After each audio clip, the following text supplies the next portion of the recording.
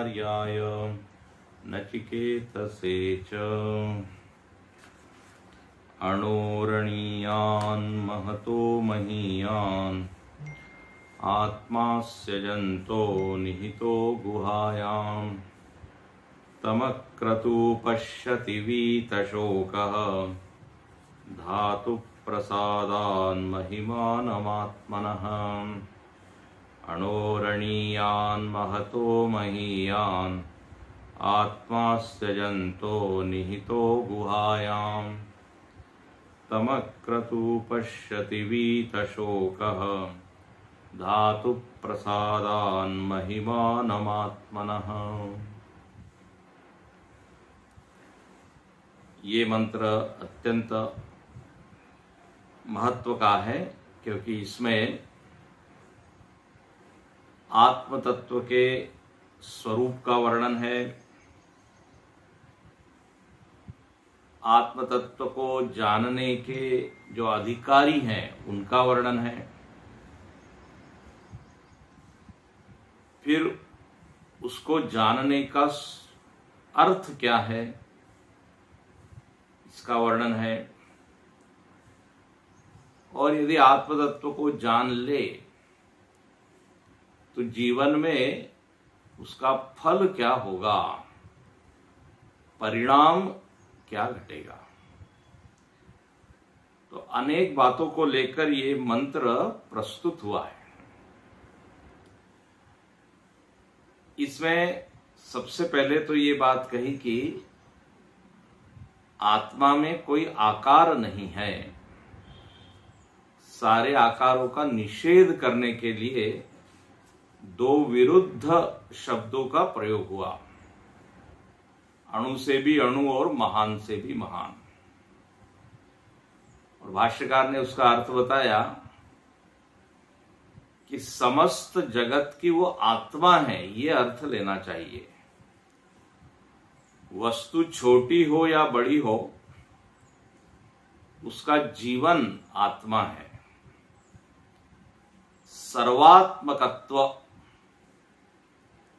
सर्वात्मकत्व बताया है इन दो शब्दों से। संपूर्ण प्रपंच उसकी उपाधि है। उपाधि विनिर्मुक्त वो है, लेकिन सारी उपाधियां उसके कारण सत्तावान लगती है। सारी उपाधियां उसके कारण जीवंत लगती है। इसलिए भाष्यकार यहां लिखते हैं सर्वनाम रूप वस्तु उपाधिकत्वात्। कल हमने देखा था। फिर यहां पर लिखा कि कौन इसको देख पाता है, तो तमक्रतु पश्यति वीतशोकः धातु प्रसादात्। बोले इसका एक विशिष्ट अधिकारी है। अक्रतु शब्द दिया था, और अक्रतु का अर्थ है निष्काम, और निष्काम शब्द का अर्थ है कि अब जिसको दुनिया के विषयों में रस नहीं रहा, दुनिया के विषय उसको खोखले मालूम पड़ते हैं। जहां तक आनंद की बात है, शांति की बात है, तृप्ति की बात है, बोले इसमें ये दम नहीं है। और जब एक बार उस विषयों की निस्सारता मालूम पड़ जाए तो फिर व्यक्ति विषयों की ओर क्यों प्रवृत्त होगा। जब असारता मालूम पड़ जाए कि जितने ये दावे वो कर रहे हैं विषय कि हम आपको पूर्णता देंगे, पूर्णत्व का अनुभव कराएंगे, ये सब दावे झूठे हैं। तो जिसको ये कस के लगता है, भीतर से लगता है, तो स्वाभाविक रूप से वो उन विषयों से उपरत होगा। देखिए, एक बात समझने की है कि वैराग्य कोई जबरदस्ती की चीज नहीं है। किसी को जबरदस्ती आप विरक्त नहीं बना सकते। ये हमारे अंतःकरण की स्थिति का नाम है। किसी भी व्यक्ति को आप बाहर से सपोर्ट कर सकते हैं या बाहर से उसका सपोर्ट निकाल भी सकते हैं, लेकिन अंतःकरण की स्थिति तो उस व्यक्ति पर निर्भर है ना। उसको जबरदस्ती से नहीं किया जा सकता कि तू हम पर विश्वास ही करो, तू हमसे प्रेम ही करो, तू हमसे ईर्ष्या ही करो, ऐसा ये तो होता नहीं। ये तो अनुभव का परिणाम है। जितने भी ये वृत्तियां हैं, ये तो अनुभव का परिणाम है ना। यदि किसी व्यक्ति के कारण, वस्तु के कारण दुख मिला, तो वहां से निवृत्ति की जो इच्छा होगी, ये परिणाम है, परिणामी वृत्ति है। कोई हमसे आगे बढ़ रहा है और हम वो व्यक्ति को पसंद नहीं करते, तो ईर्ष्या होना ये परिणाम है। तो वैराग्य भी परिणाम है। बार बार एक बार नहीं, 1000 बार उसने परीक्षण किया विषयों का, और उसको ये दिखने लगा कि इसमें तो विश्रांति मिल नहीं सकती। ये वैराग्य के संस्कार धीरे धीरे धीरे एकत्र होते हैं। अचानक वो सर्व त्याग नहीं कर सकता। धीरे धीरे ये बात उसके भीतर में बैठने लगती है कि जो हम चाहते हैं वो या नहीं। तो इसलिए क्या कहा है, परीक्षलोकान, परीक्षण करने का परिणाम वैराग्य है। विवेक का परिणाम वैराग्य है।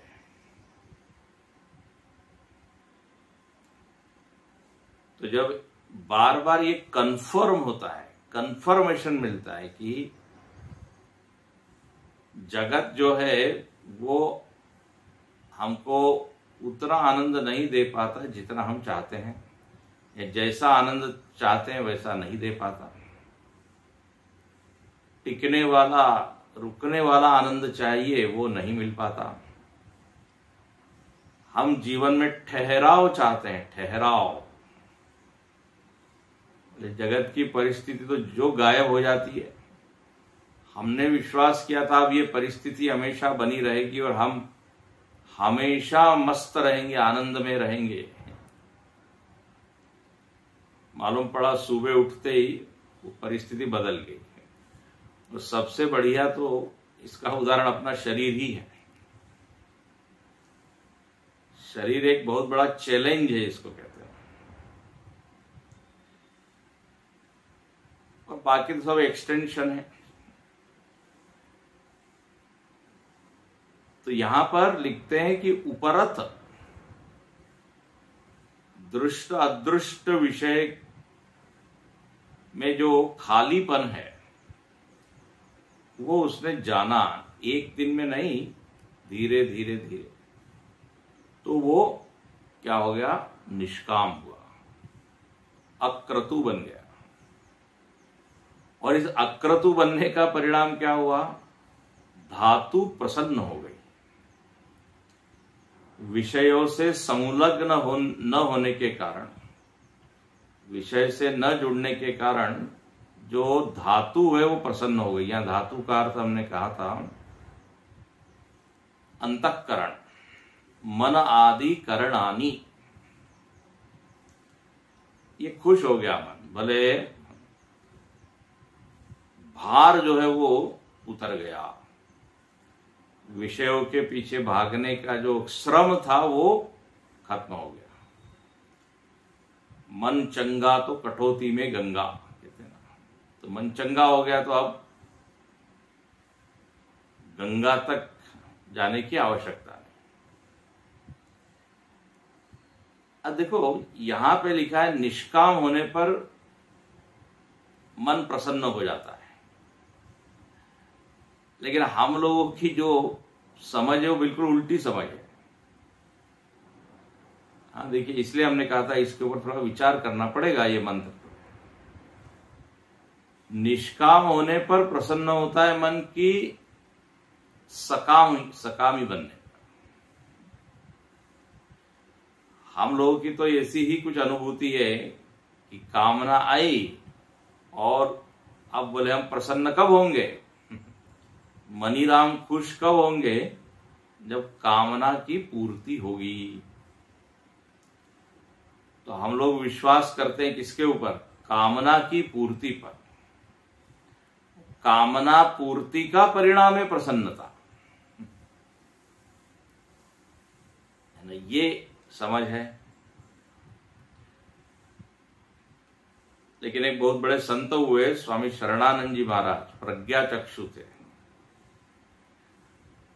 वो बड़ा अच्छा बोलते थे कि कामना की पूर्ति तृप्ति के लिए नहीं होती, कामना की निवृत्ति के लिए होती है।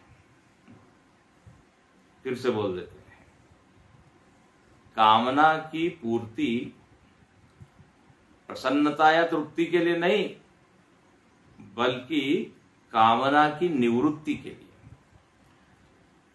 एक बार वो इच्छा पूर्ण हो गई तो अब वो इच्छा निवृत्त हो गई कि नहीं, और वो इच्छा निवृत्त हो गई। अच्छा, उसके बाद ऐसा हम सोचे कि अब कोई कामना ही नहीं आएगी, अब हम परम तृप्त हो गए, तो ऐसा तो होता नहीं। यदि कामना हमको तृप्त कर देती, ध्यान से सुनिए, तो फिर दूसरी कामनाएं क्या होती, क्योंकि कामना का जन्म तो अतृप्ति से होता है ना। तो कामना पूर्ति का फिर प्रयोजन क्या हुआ भाई, यदि तृप्ति नहीं मिल रही है? तो बोले मन में जो एक फुरफुराहट थी, वो फुरफुराहट शांत करने के लिए वो बोले चलो हम पूर्ण हो जाते हैं,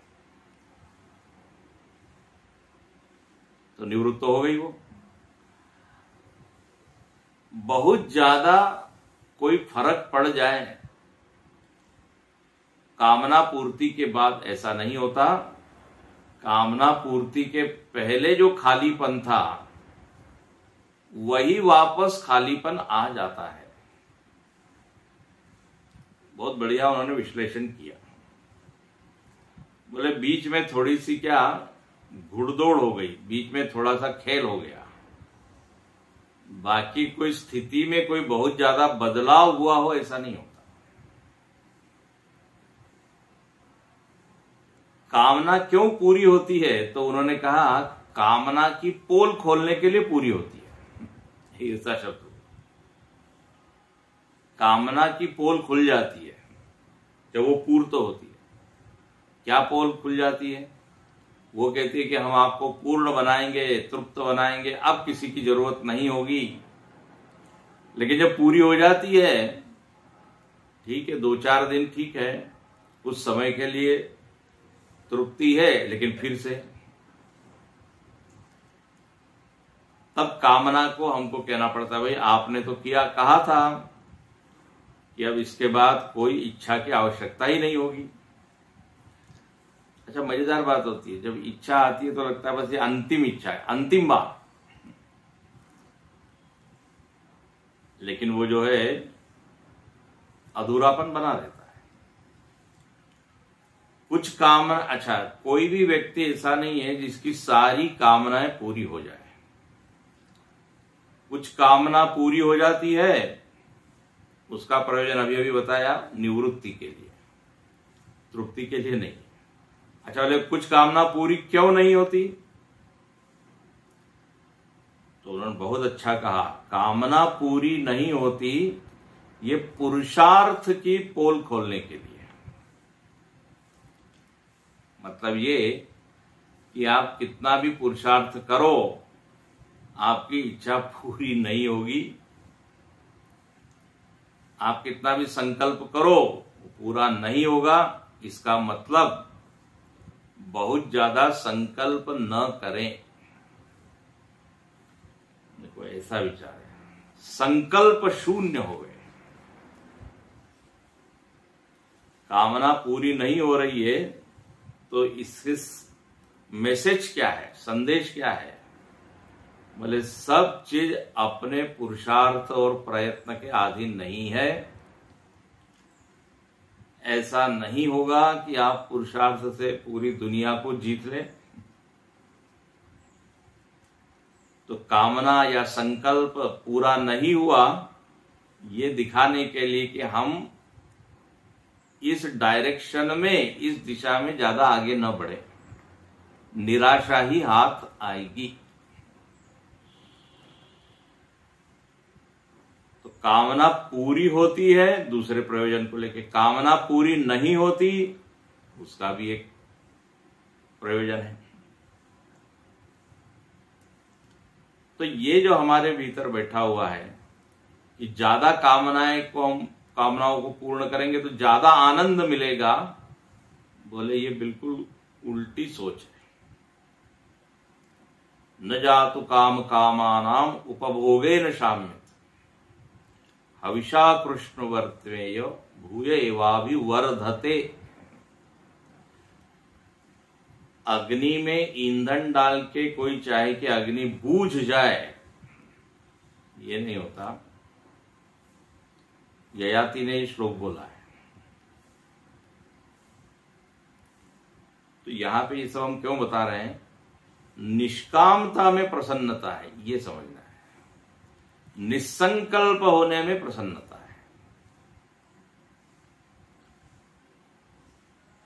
नए नए संकल्प करते हैं, फिर उसके लिए हम दौड़ते रहते हैं, पूरे भी हो जाते हैं, लेकिन फिर जो हम परम आनंद चाहते हैं वो तो थोड़ा नहीं मिल पाता, कम ही रह जाता है। बोले ठीक है, लेकिन कोई ज्यादा खास नहीं। जिस दिन 10वीं क्लास में आपको पहला नंबर आया और सब लोगों ने खूब प्रशंसा की, अब वो आनंद आज है क्या? उस क्षण तो लगा आप बस हो गए, हम तृप्त हो गए, पूर्ण हो गए। लेकिन वही कुछ दिन बीते कि वो तो कहां चला गया आनंद, मालूम नहीं। एक केवल एहसास रह गया।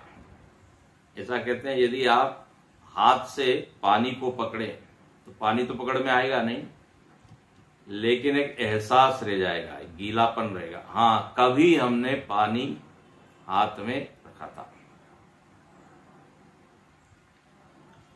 तो इसलिए यहां पे जो लिखा है, उपरत बुद्धि निष्कामता, बोले ये तो विचार से होगी और निष्कामता से ही धातु प्रसन्न। अब इसका उदाहरण कई बार हम दे चुके हैं। सुषुप्ति में हम कितने प्रसन्न होते हैं, कोई संकल्प नहीं है वहां, कोई इच्छा नहीं है, लेकिन प्रसन्नता तो है। तो वो स्वाभाविक स्थिति है, वो प्राकृतिक स्थिति है नींद की। उस नींद के अनुभव से केवल ये सीखा जा सकता है कि हमेशा ही इच्छा को पूर्ण करने में आनंद है, ऐसा नहीं है। इच्छा नहीं होने पर कहीं अधिक आनंद है। ये उससे हम सीख सकते हैं। यहां पर इसलिए लिखा प्रसीदंती, प्रसन्न हो जाता है उसका, और वही फिर पश्यति, वो देखता है। तो हेतु क्या है आत्मज्ञान में? हेतु चित्त की प्रसन्नता, और चित्त की प्रसन्नता में हेतु क्या है? निष्कामता, और निष्कामता में हेतु क्या है? वैराग्य। वैराग्य होगा तभी व्यक्ति निष्काम होगा। और वैराग्य का हेतु क्या है? तो बोले परीक्षण, विचार, अनुभव। तो क्रम है इसमें। अच्छा, अब जब वो बन गया अधिकारी, योग्य अधिकारी, तब क्या होता है? महिमानम पश्यति। श्रुति तो कहती है आत्मानम पश्यति। धातु प्रसादान महिमानम आत्मना। आत्मा को नहीं देखता, ध्यान से सुनना, आत्मा को नहीं जानता बल्कि आत्मा की महिमा को जानता है। आत्मना महिमानम, आत्मा की महिमा को जानना। देखो ये बहुत बहुत सुंदर शब्द यहां डाला है। आत्मा को तो सभी लोग जानते हैं, सभी लोग जानते हैं। आप ही कैसे कह रहे हैं? अरे हमारी अपनी सत्ता अज्ञात है कि ज्ञात है? हमारी अपनी सत्ता ज्ञात है, मैं हूं, तो हम जानते हैं कि नहीं अपने आप? तो जानते तो हैं। पंचदशी के प्रथम अध्याय में एक बहुत बढ़िया प्रश्न उठाया इसी को लेकर। बोले हम आत्मा को जानते हैं कि नहीं जानते हैं? आत्मा ज्ञात है कि अज्ञात है? तो उसके उत्तर ऐसे दिए गए, बोले आत्मा ज्ञात है। अच्छा भाई, क्यों ज्ञात है? क्योंकि हम अपने को प्रेम करते हैं, स्वयं को, है ना, अपने को हम प्रेम करते हैं। इसका मतलब है कि हम अपने को जानते हैं। बोले ये क्या तर्क हुआ? प्रेम का और ज्ञान का क्या संबंध है? बोले बिल्कुल संबंध है। अज्ञात वस्तु से प्रेम नहीं होता। ध्यान से आप समझ रहे हैं ना? अज्ञात वस्तु में प्रेम नहीं होता। हमको अपने से प्रेम है कि नहीं? बिल्कुल है। अपनी जान प्यारी है हम, और उसके लिए हम सब कुछ छोड़ने के लिए तैयार है। घर में आग लगी हो तो कितना ही करोड़ों का घर हो छोड़ देते हैं। जब जान पे आ जाती है तो सब कुछ छोड़ने के लिए व्यक्ति तैयार हो जाता है।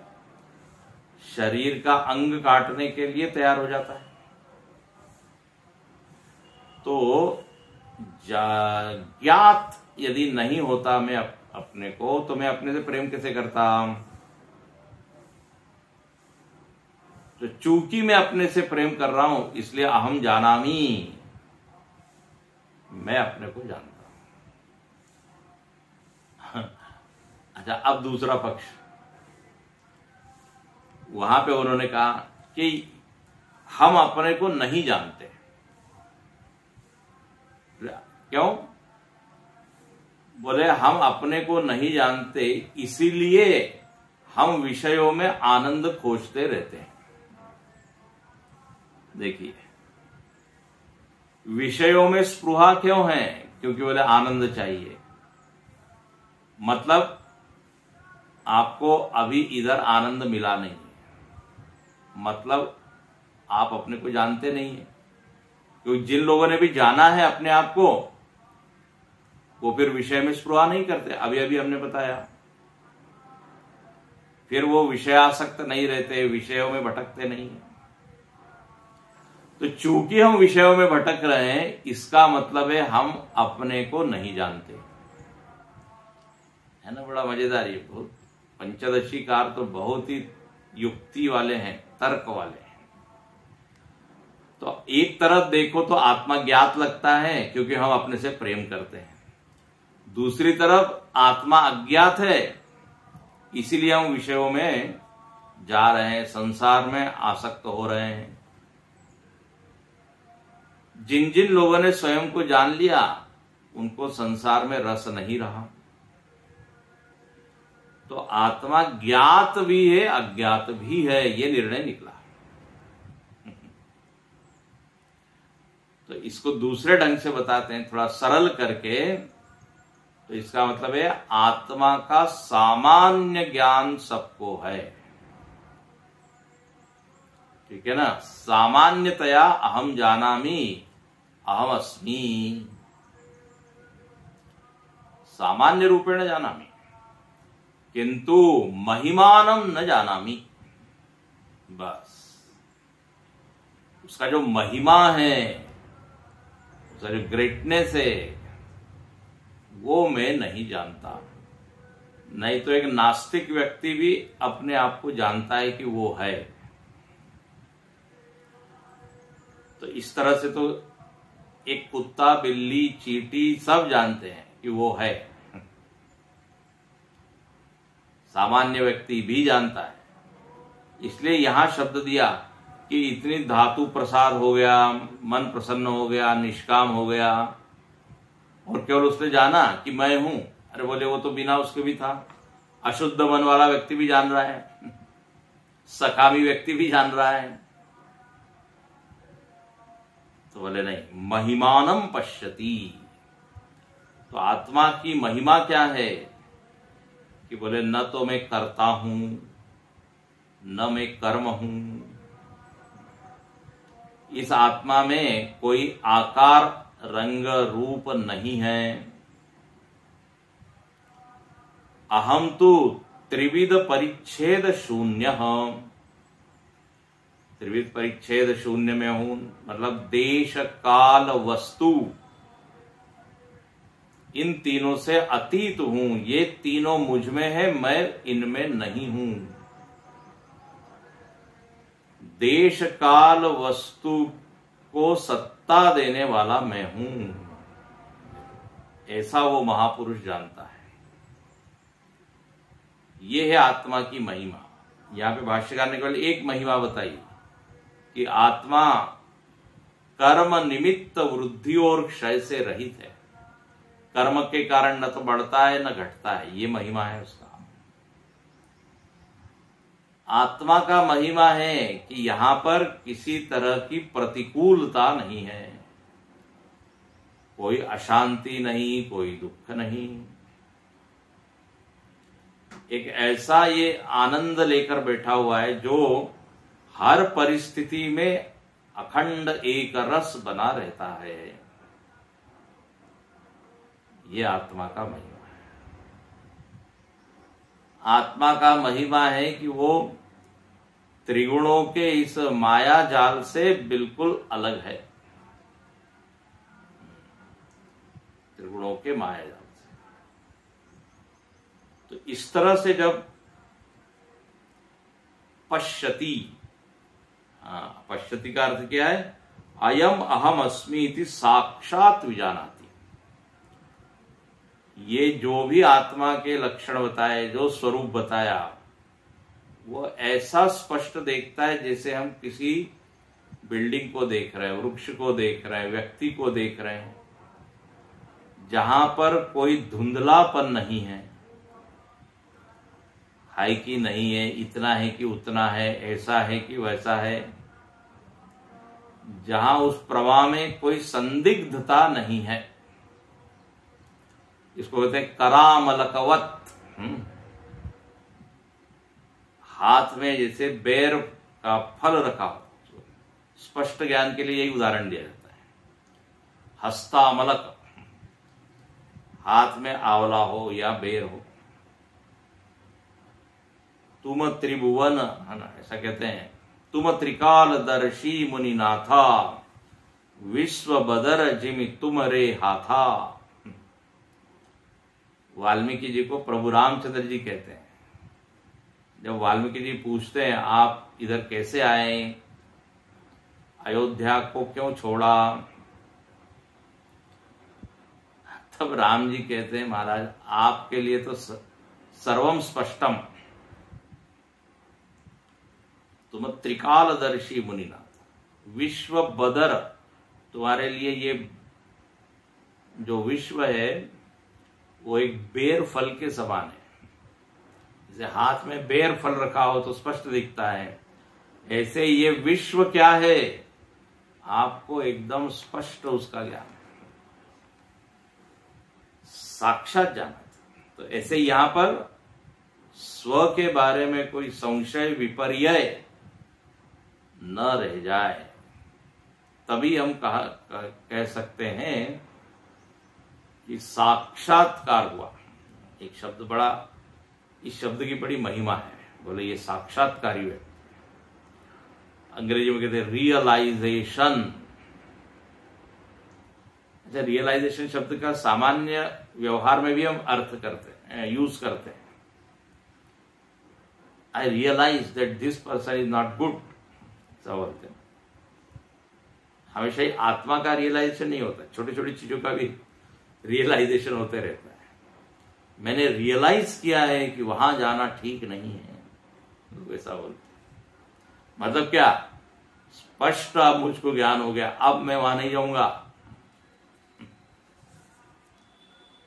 पहले बोले थोड़ी सी शंका थी, प्रश्न था, लेकिन अब असंदिग्ध प्रमा बन गई। तो जब स्व के बारे में कोई धुंधलापन, कोई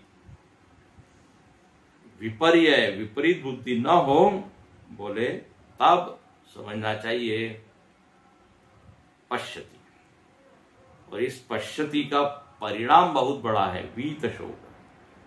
इतना सब करना किसके लिए, अंततः चाहिए क्या? शोक तरति शोकम आत्मवित्। आत्मवित ही शोक से पार जाता है।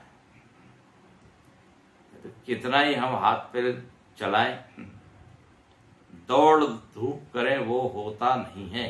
दौड़ भाग करें, उसके लिए उपाय तो यही है। ये एक बार नहीं, 1000 बार शास्त्रों में आता है।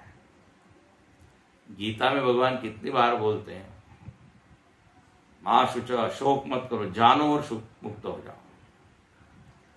तो वीत शोक, इस तरह यहां पे ये मंत्र अनेक विषयों को लेके आया है, इसलिए हमने कहा इस पर विचार की। अब यहां पे आगे कहते हैं अगला मंत्र, अन्यथा दुर्विज्ञेय अयम आत्मा कामिभिः प्राकृत पुरुषैः यस्मात्।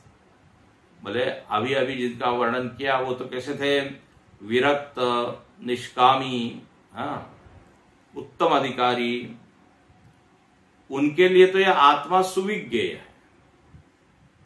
लेकिन जो प्राकृत पुरुष है, जो संस्कृत नहीं है, नॉट कल्चर, नॉट रिफाइंड, बोले उनके लिए आत्मा दुर्विज्ञेय है। दुर्विज्ञेय मतलब दुष्कर है, उसको समझना कठिन है। बोले क्यों कठिन है?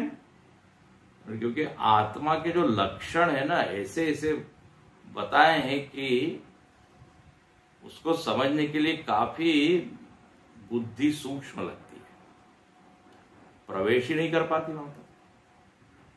तो यहां एक उदाहरण दिया कि ये आत्म तत्व देखिए कैसे विरुद्ध धर्म वाला है, कैसे दुष्कर है। सुनिए, आसीनो दूरम व्रजति शयानो याति सर्वतः कस्तम मदामदं देवं मदन्यो ज्ञातुमर्हति।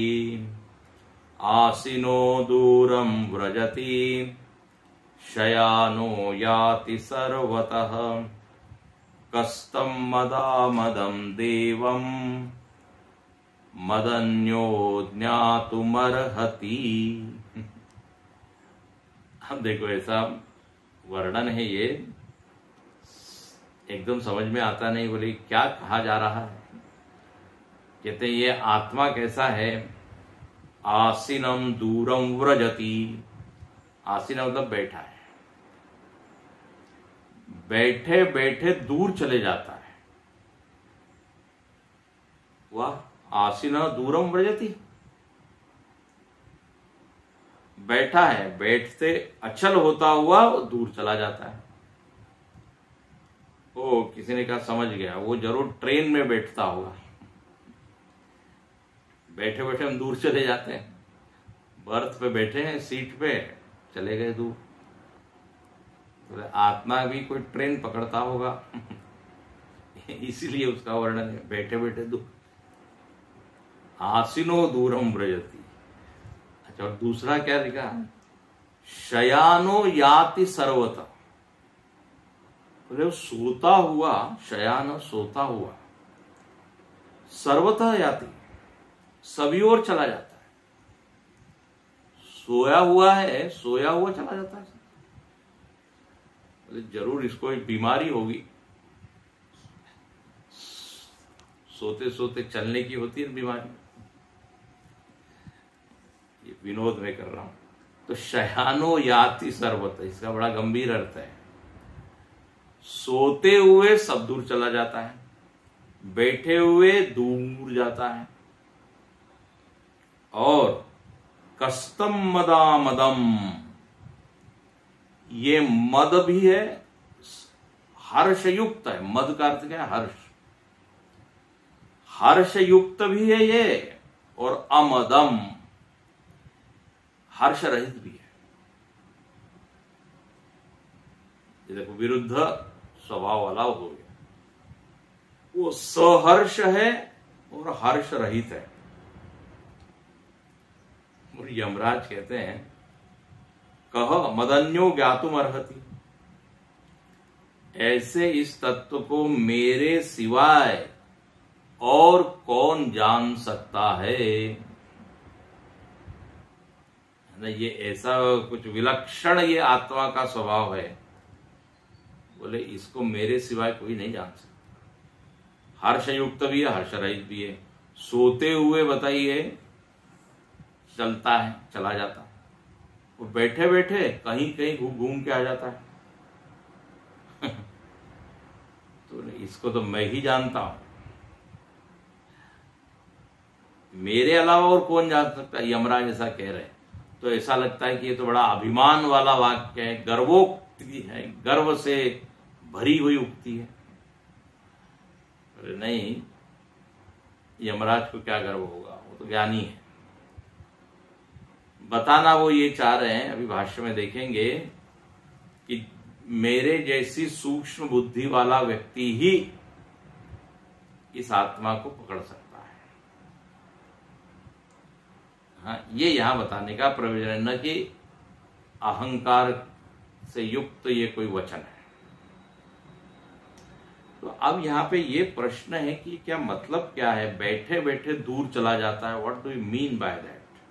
आसीनः दूरम व्रजति। यहां देखिए भाष्यकार क्या लिखते हैं, आसीनः अवस्थितः अचलः। आसीन मतलब अवस्थित, अचल, अचल रहता हुआ ही सन दूरम व्रजति शयानो याति सर्वतः एवं असौ आत्मा। इसके ऊपर अभी कोई अर्थ नहीं किया, केवल सीधे सीधे वाक्य लिख दिया। एवं असौ आत्मा, ये आत्मा इस प्रकार का है। और ये आत्मा के लिए एक शब्द दिया, देव। आत्मा देव। इस देव को मेरे सिवाय कौन जान सकता है? और अब ये देव कैसा है? देवः मदामदः। मदामदः का अर्थ क्या किया? समदः अमदश्च, मद के सहित मद के रहित। और उसका अर्थ किया सहर्ष अहर्ष। हर्ष वाला भी है वो और हर्ष रहित भी है। तो विरुद्ध धर्मवान अतः अशक्यत्वात् ज्ञातुम। अब यहां पे देखिए, पहले दूसरी पंक्ति के ऊपर भाष्यकार भाष्य लिखते हैं। तो दूसरी पंक्ति में लिखा कि आत्मा के ये दो विरुद्ध स्वभाव दिख रहे हैं, ध्यान से सुनिएगा। वो हर्ष रहित भी है और हर्ष युक्त भी है। तो ये विरुद्ध धर्म वाला ऐसा आत्मा है और इसलिए उसको जानना कठिन है। देखिए, कोई वस्तु हो और वो निरंतर स्वभाव बदलती हो, विरुद्ध स्वभाव उसका होता हो तो उसको जानना बड़े कठिन होता है। अब अग्नि यदि कभी उष्ण हो और कभी ठंडी हो तो उसका निर्धारण करना कठिन होगा कि नहीं? बोले ये आत्मा, ये अग्नि का क्या स्वभाव है? बोले मालूम नहीं, कभी गर्मी लगती है, कभी गर्म लगती है, कभी ठंडी लगती है, तो इसका क्या स्वभाव है? निर्धारण नहीं हो सकता। कोई व्यक्ति के बारे में भी यही घटता है। कभी तो एकदम विनम्र है, दयालु है, कृपा करने वाला है, और वही व्यक्ति बहुत कठोर, निष्ठुर, कड़क, ऐसा यदि अनुभव में आए तो अरे ये वही व्यक्ति है। अब बोले समझ में नहीं आता ये कठोर है कि दयालु है।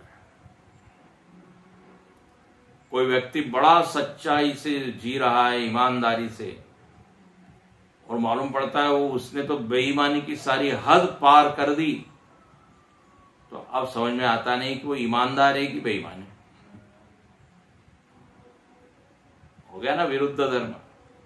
और फिर एक वाक्य अपने मुख से निकलता है, बोले इस व्यक्ति का कोई ठिकाना नहीं है। ऐसा बोलते हैं ना, इसके ऊपर भरोसा मत करो, भरोसे लायक नहीं है, विश्वास लायक नहीं है। कभी तो इसका व्यवहार ऐसा लगता है, कभी वैसा, कभी रुष्ट कभी तुष्ट, कभी तो इतना शांत लगता है कि शांत मूर्ति है, शांताकारम, और यही कभी कभी एकदम परशुराम जी का अवतार लगता है। तो क्वचित रुष्ट क्वचित तुष्ट।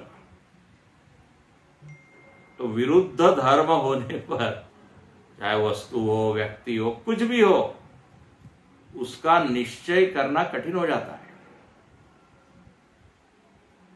और आत्मा तो सारे विरुद्ध धर्मों को लेकर ही खड़ा है। अभी देखेंगे, कई बार आप पढ़ चुके हैं, आत्मा दूर है कि पास है? बोले दूर भी है, पास भी है। तदेजति तन्नेजति। वो चलता है कि नहीं चलता है? बोले चलता है, नहीं चलता है। ले ईशावास्य उपनिषद। तद एजति तन्न एजति, तद दूरे तदवंती के। दूर भी है, पास भी है। अच्छा, अंदर है कि बाहर है? तदंतरस्य सर्वस्य तदु सर्वस्यास्य बाह्यतः। अंदर भी है, बाहर भी है। अरे बोले आप एक बात बताइए भाई, ऐसा डबल डबल, तो ये तो कठिन है। इसलिए लिखते हैं विरुद्ध धर्मवान। ब्रह्म का एक लक्षण यही बताया कि जो विरुद्ध धर्मों को लेके बैठा हुआ है वो ब्रह्म है। अब ये विरुद्ध धर्म क्यों उसमें भास रहे हैं, ये अभी वर्णन आगे आएगा। तो अभी केवल इतना यहां बता रहे हैं कि विरुद्ध धर्म होने के कारण अशक्यत्वात् ज्ञातुम, इसको जानना अशक्य है। निश्चयात्मक प्रमा बनना बड़ा कठिन है। कस्तम मदामदम देवम मदन्यो ज्ञातुम अर्हति। इसलिए ये कभी हर्ष, कभी सुखी लगता है, कभी दुखी लगता है। तो बोले चूंकि ये विरुद्ध धर्म वाला है, इसको जानना कठिन है, इसलिए मेरे अलावा इसको जान नहीं सकता। तो मेरे अलावा नहीं, तो इसके लिए भाष्यकार इसको स्पष्टीकरण इसका यहां करते हैं इस वाक्य का। अस्मदादेह एव सूक्ष्म बुद्धेः पंडितस्य कस्यचित् विज्ञेय। ये मतलब है। बोले जब मैं ये कह रहा हूं कि मेरे अलावा इसको कोई जान नहीं सकता, इसका मतलब कोई सूक्ष्म बुद्धि पंडित जो हमारे जैसा हो, बोले वही जान सकता है। ऐसा स्थूल बुद्धि वाले के बस की बात नहीं है। जिसकी बुद्धि विषयों में धसी हुई है, फंसी हुई है, एकदम ग्रॉस है, स्थूल, उसके लिए बड़ी दूर, उसके लिए क्या कहते हैं, दिल्ली दूर है। दिल्ली दूर है, ये वाक्य प्रयोग तब होता है जब लक्ष्य आपके लिए बहुत दूर, तो ये दूर है। क्योंकि ये आत्मा कैसा है, बोले विरुद्ध धर्म है। कैसे? स्थिति गति नित्य अनित्य आदि विरुद्ध अनेक धर्म उपाधिकत्वात्। विरुद्ध धर्मत्व, बहुत सुंदर। बोले ये आत्मा विरुद्ध धर्म वाला दिखाई देता है, लेकिन उसमें विरुद्ध धर्म है नहीं। विरुद्ध धर्म है उपाधि में। ध्यान से सुनिए, विरुद्ध धर्म उपाधि में है और वो उपाधि के धर्म आत्मा में भाषित होने लगते हैं, तो वो भी विरुद्ध धर्म वाला दिखाई देने लगता है, अनुभव में आने लगता है। अब कोई पूछेगा आपसे, आप चलते हो कि बैठते हो? क्या उत्तर होगा? बोले हम दोनों हैं, बैठते भी है चलते भी है। अरे बोले ये कैसे, तो दो विरुद्ध है ये। स्थिति गति, तो जब हम कहते हैं हम चलते हैं, तो मतलब क्या हुआ, शरीर चलता है तो शरीर के चलन का आरोप आत्मा पे कर दिया तो अहम चलामी। और जब शरीर नहीं चलता है तो उसके न चलने का आरोप आत्मा में कर दिया तो अहम उपविश्यामि में बैठा हूं। तो आत्मा न तो बैठता है न चलता है। विरुद्ध धर्म किसमें है? उपाधि में। क्या लिखते हैं? स्थिति गति नित्य अनित्यादि विरुद्ध अनेक धर्म उपाधिकत्वात्। अनेक उपाधियों के विरुद्ध धर्म होने के कारण और उपाधियों से हमारा तादात्म्य होने के कारण उसमें वैसा वैसा दर्शन होने लगता है, भाषित होने लगता है वो। और ये उदाहरण, दो उदाहरण दिए।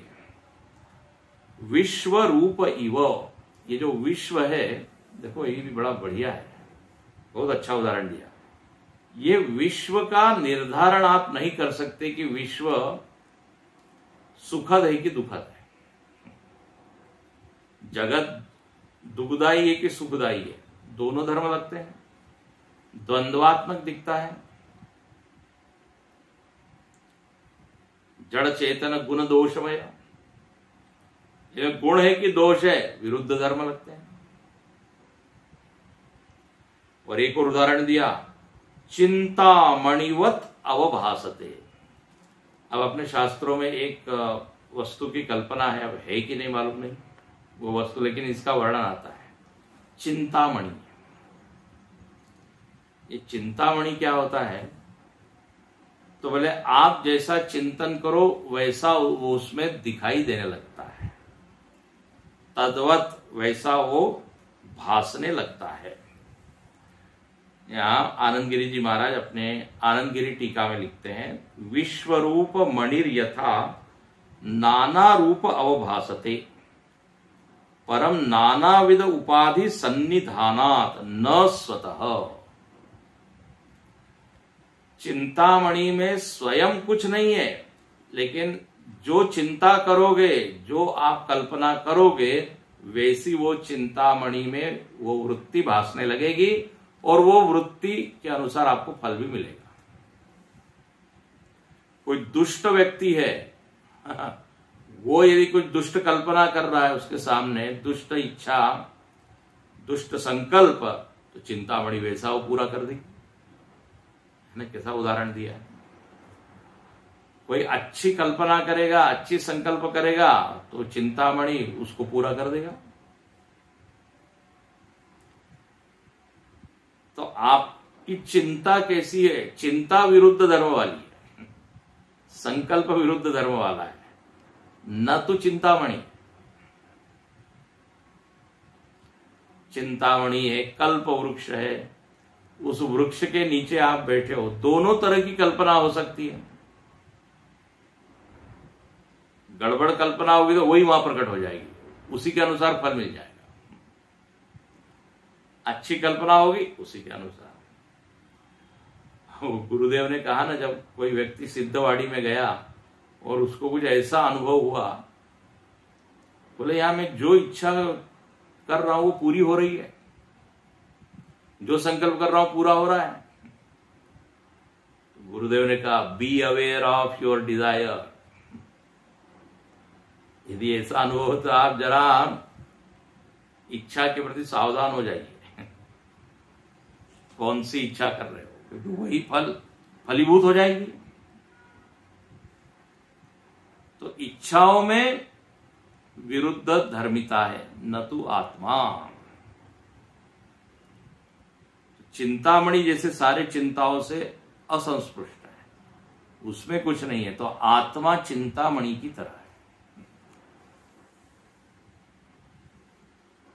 मन में जो वृत्तियां हैं वो विरुद्ध धर्म वाली है, और वो विरुद्ध धर्म होने के कारण आत्मा में भी विरुद्ध धर्मिता दिखाई देती है।